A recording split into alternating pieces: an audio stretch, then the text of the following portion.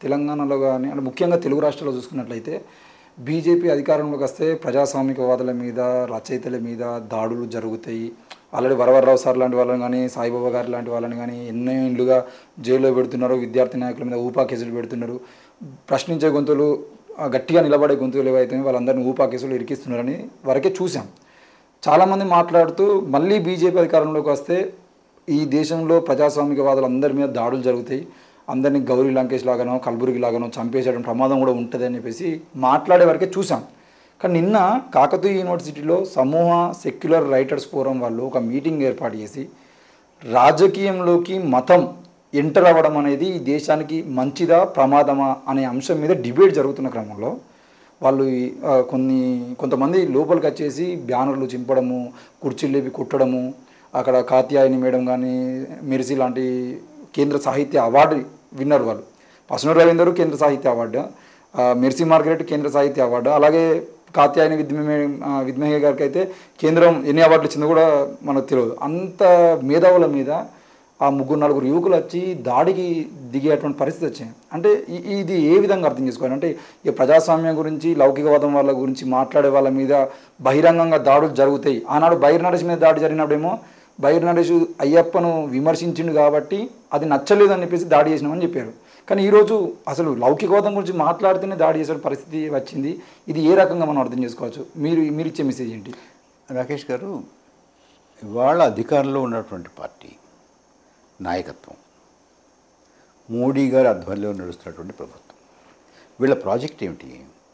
వీళ్ళ ప్రాజెక్ట్ ఏంటంటే భారతదేశాన్ని హిందూ దేశంగా మార్చాలి. భారతదేశంలో హిందువులు తప్ప స్థానం ఉండకూడదు.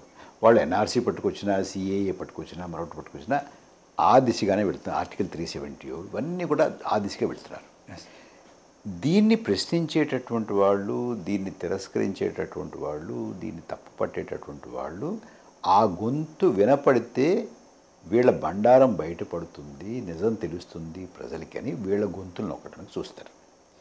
ఈ ప్రభుత్వానికి, ఇటువంటి ప్రాజెక్టుతో వెళ్ళేటువంటి ప్రభుత్వానికి బాగా భయం ఎవరి వల్ల వేస్తుందనంటే విశ్వవిద్యాలయాల వల్ల, ఆలోచనా పరుల వల్ల, రాసేవారి వల్ల, మాట్లాడేవారి వల్ల, పాడేవారి వల్ల, నాటకాలు వేసేటువంటి వారి వల్ల, అభినయం చేసేటువంటి వారి వల్ల, వీళ్ళ వల్ల బాగా ఎక్కువ భయపడతారు వీళ్ళు. ఎందుకంటే వీళ్ళు ప్రజల్ని బాగా చైతన్యం చేయగలిగి వారిని ప్రభావితం చేయగలిగేటువంటి శక్తి ఉన్నటువంటి వాళ్ళు. మీరు ఇవాళ జరిగింది, నిన్న జరిగింది మనం అనుకుంటున్నాం. ఇది ఎప్పటి నుంచి జరుగుతుందంటే జవహర్లాల్ నెహ్రూ విశ్వవిద్యాలయం మీద దాడి గుర్తుందని హాస్టల్లోకి చొరబడి ముసుగుడేసుకుని, వాళ్ళు పోలీసులో తెలియదు, రౌడీలో తెలియదు, వీళ్ళ కార్యకర్తలో తెలియదు, బజరంగ దళ వాళ్ళు తెలియదు, ఇంకోళ్ళు తెలియదు, ఎవరో తెలియదు, లాఠీలు పెద్ద పెద్ద లాఠీలు తీసుకుని చితక బాధారు. అవును, అమ్మాయి తల పగలడం, పగల అమ్మాయిల హాస్టల్లోకి పోయి అమ్మాయిల తల పగలడం, గేట్లు వేసేసి మీడియాను రానివ్వకుండా చేసేసి, ఇదొకటి. జామియా మిలియాలో కూడా అలాగే చేశారు, మిగతా కొన్ని విశ్వవిద్యాలయాల్లో కూడా అలాగే చేశారు.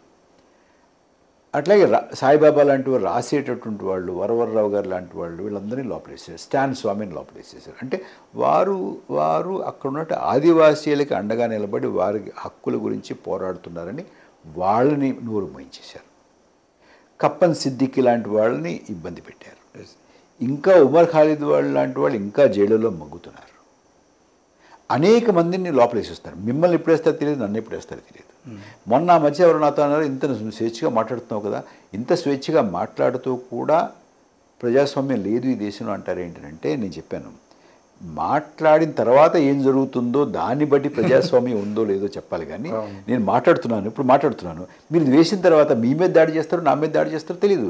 నాకు ఎంత అసహ్యకరమైనటువంటి మెసేజ్లు వస్తున్నాయనంటే ఇక మన దాన్ని మాట్లాడుకోలేము అనమాట. నన్ను అంటే ఎలాగోలాగా భయపెట్టో మరొకటో గొంతు ఆపాలి, నేను మాట్లాడేది ఆపాలి అనేటువంటి ప్రయత్నాలు కూడా జరుగుతున్నాయి కదా.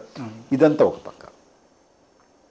విశ్వవిద్యాలయాల మీద దాడి, సిలబస్ల మీద దాడి,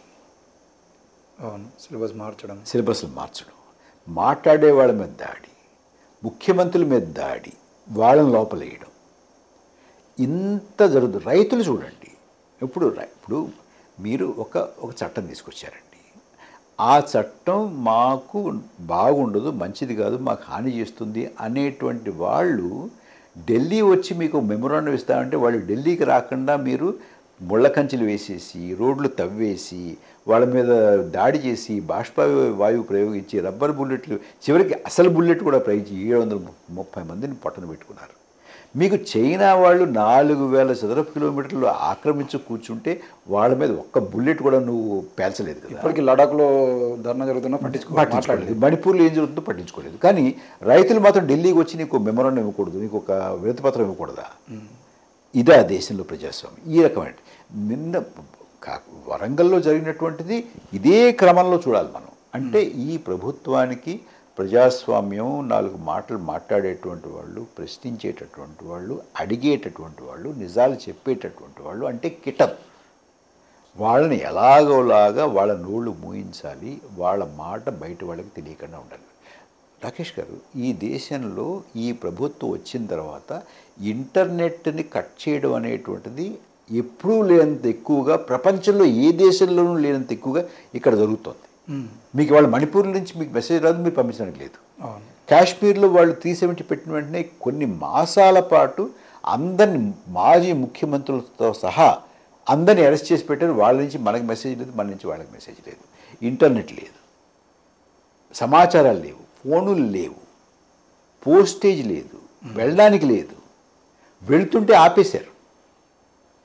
రైతులు మాట్లాడడానికి లేదు, కార్మికులు మాట్లాడడానికి లేదు, మహిళలు మాట్లాడడానికి లేదు. మహిళలు మనకి పథకాలు తెచ్చినటువంటి క్రీడాకారులు మా మీద అసభ్యంగా ప్రవర్తించారు అని వారు 4 మాటలు చెప్పడానికి అక్కడ జంతర్ మంతర్లో ఉంటే వాళ్ళ మీద దాడి చేశారు, వాళ్ళని ఇబ్బంది పెట్టారు. వాళ్ళని ఇబ్బంది పెట్టినటువంటి వాళ్ళు పార్లమెంట్లో కూర్చున్నారు. వీళ్ళ వల్ల ఇబ్బంది పడినటువంటి వాళ్ళు జైళ్ళలో కూర్చుంటున్నారు. ఇది వాళ్ళు ఉన్నటువంటి పరిస్థితి. అంచేత వరంగల్లో జరిగినటువంటిది ఇదే క్రమంలో చూడాలి, ఇదే దృష్టితో చూడాలి.